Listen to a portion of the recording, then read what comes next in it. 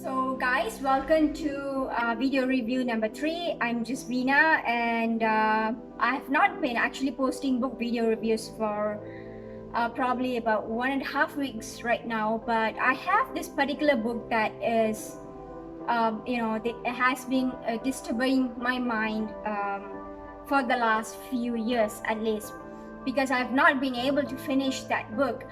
Well, when it comes to reading, I always make it a point to actually finish reading a book. Whether or not I like it, I will always try to make it to the last few pages before I actually put it down, just to give myself the sense of satisfaction that I've actually finished reading a book. However, for this particular book that my mom got me in the year of 2013 from India, she was traveling to Kerala, and then she bought this book for me thinking that I like to read autobiographies. Well, what happened was that is the content of the book, the way they wrote the book itself is not really compelling, and I don't find it very attractive, or probably I just don't feel like flipping the next page.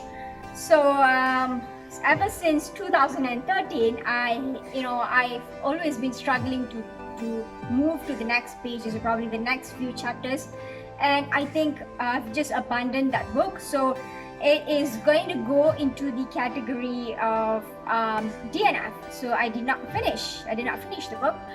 Unfortunately, I would let go of the book. I wouldn't be forcing myself to finish that book. Now, let me tell you what that book is all about. It is about Indira Gandhi, and it is entitled The Tryst with Power. Tryst with Power. I don't have the book with me right now because I've been trying to look for that book where I stay right now, but unfortunately I think I have misplaced that book, so I have got to go back to my hometown to see if I have that book. But regardless of that, I have decided to do this book video review because I wanted to just give it just part ways with the book in good terms. So I just want to have a goodbye to that book by doing this video review. So I thought of just doing a quick video review today. So Tryst with Power, as you can see, it is actually written by Nayanthara Saghal, who is the cousin of Indira Gandhi. So now coming to the internal layout of the book, as usual, we will be reviewing this book according to 3 categories, or probably 3 criteria that I have set in order to review all my non-fiction books. So the first criteria is actually the internal layout of the book. I don't judge a book by its cover. The cover is black and white. It has Indira Gandhi's picture on it. It is black and white. So the internal layout is actually good. I mean, it's comfortable for you to just flip the pages as you are reading the book. So there's just no complaints about it. So that is 10 out of 10, right? So the second aspect is actually the readability of it, which I think I really struggled with that aspect, because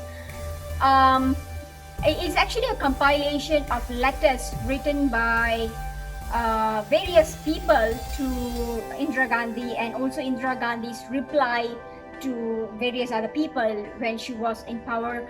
And yes, I think by incorporating these letters into the book, it actually makes the whole book interesting, because you can actually have a look at how Indira Gandhi communicated with people around her during her time when she was in power.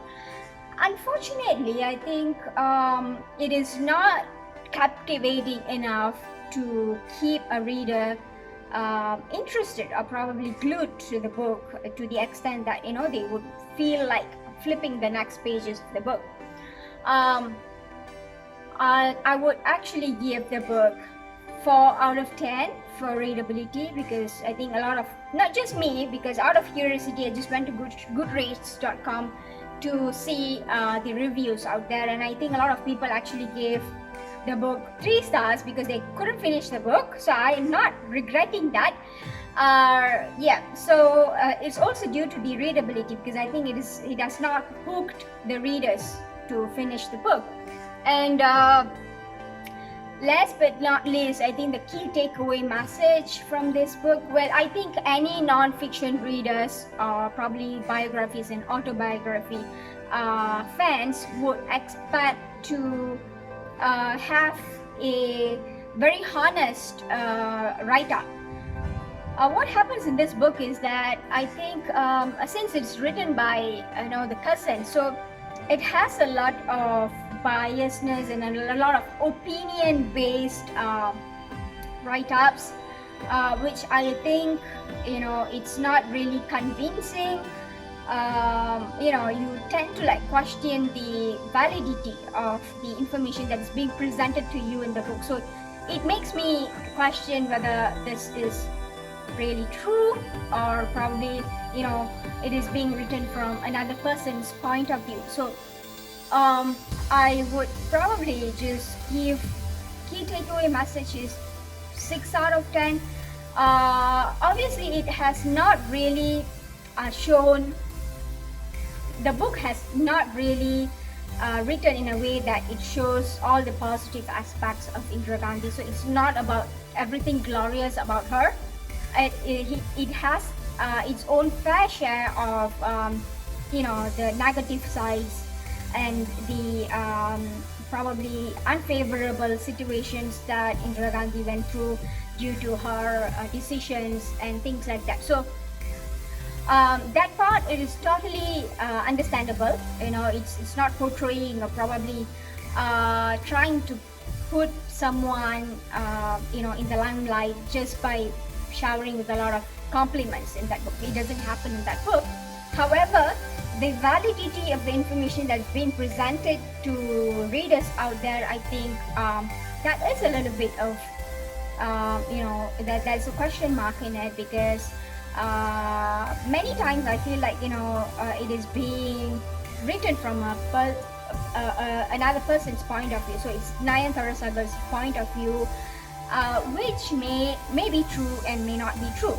So yeah, so that is the overall review for Tryst with Power. So with a total score of 20 out of 3, this book has scored about 6.7 out of 10. So that's the score that I am giving for this book, Tryst with Power. And if you've read the book, you can drop your comment below, and I will be catching up with you in the upcoming book video reviews. If you have any comments about how I can do my book video reviews better, please drop your comments below, and I'll be very happy to incorporate your ideas and your opinions in the upcoming book video reviews.